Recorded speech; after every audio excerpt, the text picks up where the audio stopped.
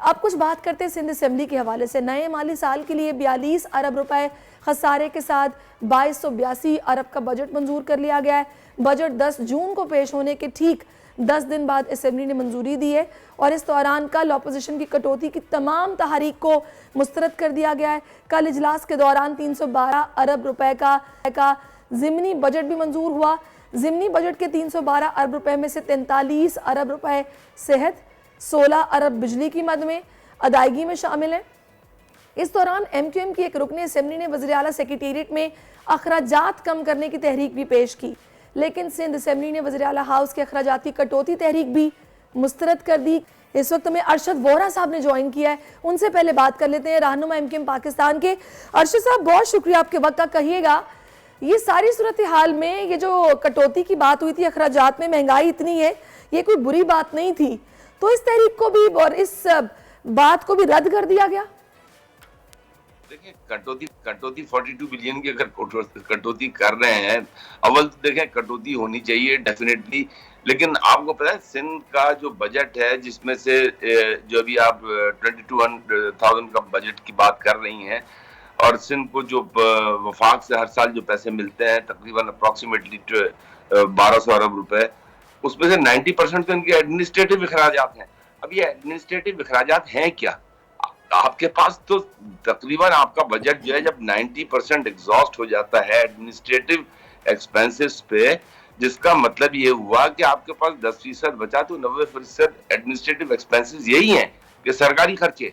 अब आप इधर से, वो कहते हैं ना कि इधर से या तो कान पकड़े या हाथ घुमा के पकड़े, बात एक ही है। आप 42 बिलियन का इधर शो कर रहे हैं, उधर 1200 में से 90% 1200 अरब रुपए में से जो है आपके एडमिनिस्ट्रेटिव एक्सपेंसेस हैं, जो कि आपकी तनख्वाहों में भी हैं, आपकी गाड़ियों के भी हैं, आपके पेट्रोल के भी हैं, आपके घरों के भी हैं। तो ऑल दीज एक्सपेंसेस ये सारे जा तो इसी में रहे। तो सबसे बड़ा फ्लॉ तो यहीं पे हमारे पास। हमारे यहाँ देखें, कोई मराहत की जब बात करते हैं, अगर आपने किसी भी मुल्क की इकोनॉमी को अगर चलाना है तो आपके पास दो बेसिक पैरामीटर्स होते हैं। अनफॉर्चुनेटली पाकिस्तान के पास जो है एग्रीकल्चर आपका जो है बेसिक है, आपका जो है इंडस्ट्री भी आपकी एग्रो बेस्ड है। हमारे पास खुशकिस्मती से सब कुछ मौजूद है, लेकिन हमारी बदकिस्मती ये है कि हम उसको अवेल नहीं कर पा रहे। आप देखें 4 दिन तो हफ्ते में 5 दिन, 4 दिन 5 दिन कराची की इंडस्ट्री बंद है गैस ना होने की वजह से। कराची से टेक्सटाइल इंडस्ट्री पानी ना होने की वजह से स्विच ओवर हो गई। मतलब आप किस चीज को, मैं फिर ये कह रहा हूँ, हमारे पास सारी अपॉर्चुनिटीज मौजूद हैं। कराची आज भी हम जब कहते हैं कि कराची जो है वो 65 to 70% ऑफ द इकोनॉमी में कंट्रीब्यूट कर रहा है, तो वो ऐसे नहीं कहा जाता। यहाँ पे इंडस्ट्री है, इंडस्ट्री अब यहाँ से जिस तरह पिछले कई सालों से, पिछले एक डेकेड से हम देख रहे हैं कि ग्रेजुअली माइग्रेट हो रही है, तो ये आगे जाके और फिर इसी तरीके से इसको आप रिलेट करें। अर्शद साहब, ये सारे इश्यूज बिल्कुल हैं, लेकिन आप लोग इसको हाईलाइट भी कर रहे हैं, आप इस पे बात भी कर रहे हैं, लेकिन आप बेहतरी के लिए जो भी तहरीक पेश करते हैं, असेंबली में बात करते हैं, आपको लगता है कि आपकी से होती है? क्योंकि बजट तो जूं का त्यों मंजूर हो गया है। लेकिन बजट तो जूं का त्यों मंजूर हो गया, और बजट पिछले कई सालों से इसी तरह मंजूर होता चला आ रहा है। जाहिर सी बात है, एक स्ट्रेंथ है पीपल्स पार्टी ने, जिस तरीके से अभी आपके सामने ही है, कराची के इलेक्शन की लोग बात करते हैं, या whatever it is, interior Sindh में जिस तरीके से इलेक्शंस हुए हैं बल्दियाती, तो वो अब जब एक पीपल्स पार्टी ने अपना इस तरीके से गेम प्लान किया हुआ है कि जियोग्राफिकली कह लें, हर तरीके से जो है ना काबू किया हुआ है, मतलब ब्रीदिंग स्पेस कहीं से नहीं छोड़ी है, और उसकी वजह से जो है अवाम को नुकसान हो रहा है। They are doing whatever they want to do, they are least interested what is in the interest of the public of Sindh, public of Karachi. तो उनका इंटरेस्ट नहीं है, वो जो करना चाहते हैं वो करते हैं। उनकी आमदनी अल्हम्दुलिल्लाह बहुत अच्छी तरीके से हो रही है। सिर्फ और सिर्फ अगर कोई सफर कर रहा है तो आवाम सफर कर रहे हैं। आप देखें कराची में, मैं जब इंडस्ट्री की बात करता हूँ, इंडस्ट्रियलाइजेशन की बात करता हूँ, तो जब डी इंडस्ट्रियलाइजेशन होती है तो अनएम्प्लॉयमेंट से रिलेट होती है। अनएम्प्लॉयमेंट से फिर आपको पता है कि क्राइम रेट ऑटोमेटिकली बढ़ जाता है। अर्शद साहब, अभी बिल्कुल आप सही कह रहे हैं, लेकिन अभी बजट पेश हो गया, मंजूर हो गया, सेहत के लिए ये रख दिया, सैलाब ज़दगान के लिए ये रख दिया, K4 के लिए 40 अरब रुपए रखे गए हैं जो कि आधे विफाक देगा। मतलब सारी रकम मुख्तस तो हो गई है। अब मेयर भी आ गए नए, मुर्तज़ा वहाब हैं, आपको क्या लग रहा है, ये पैसे जैसे इस्तेमाल होने चाहिए वैसे होंगे, बेहतरी आएगी या नहीं?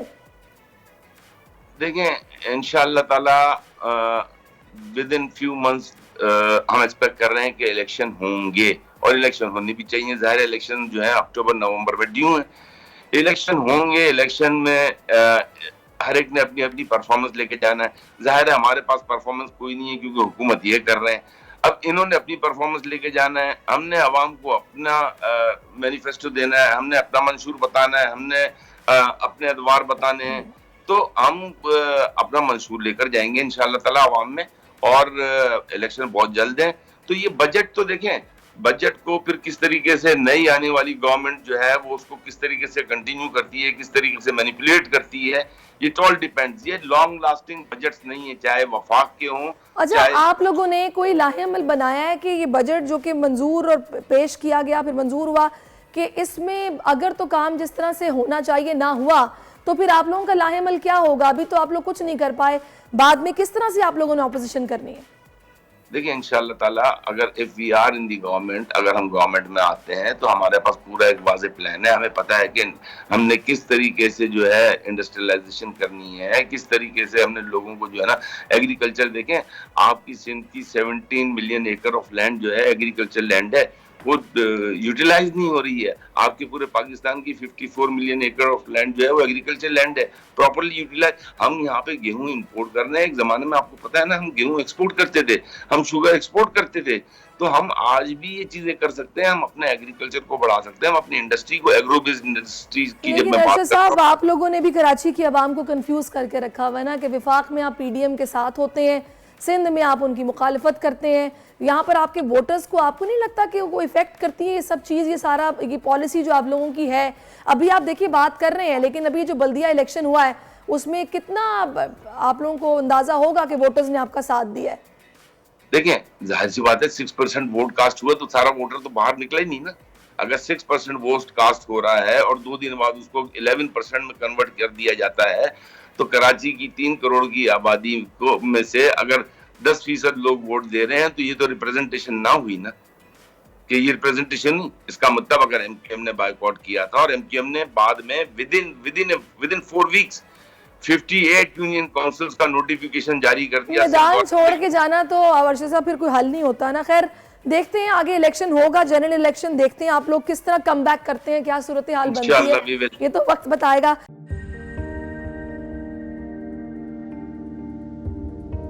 कैसे कैसे सितारे डूब गए, खूबसूरत नजारे डूब गए, ख्वाबों के सभी किनारे छूट गए, गमजदा दुख के मारे डूब गए। कितनी मुश्किल का सामना है यहां, कितने लोगों के प्यारे डूब गए। आओ मिलकर करें मदद सबकी, जिनके सारे सहारे डूब गए। आजमाइश में मिलकर एक हुए, नफरतों के इशारे डूब गए। कितने प्यारे हमारे डूब गए। कौमी सानहे की सूरत हाल से लम्हा बलम्हा बोल रखेगा बाखबर।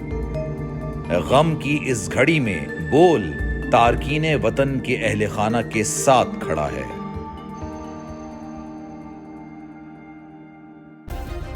सब्सक्राइब करें और बेल दबाएं ताकि कोई खबर रह न जाए।